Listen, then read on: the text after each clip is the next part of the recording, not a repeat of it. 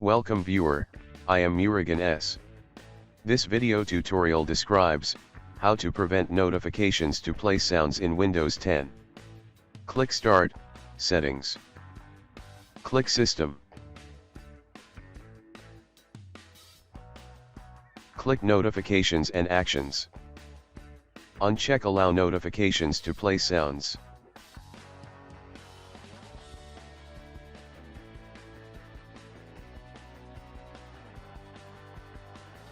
Click Settings.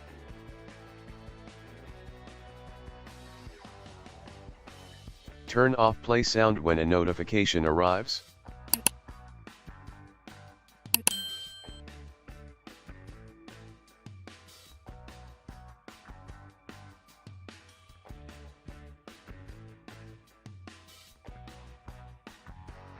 I hope this video tutorial helps to you.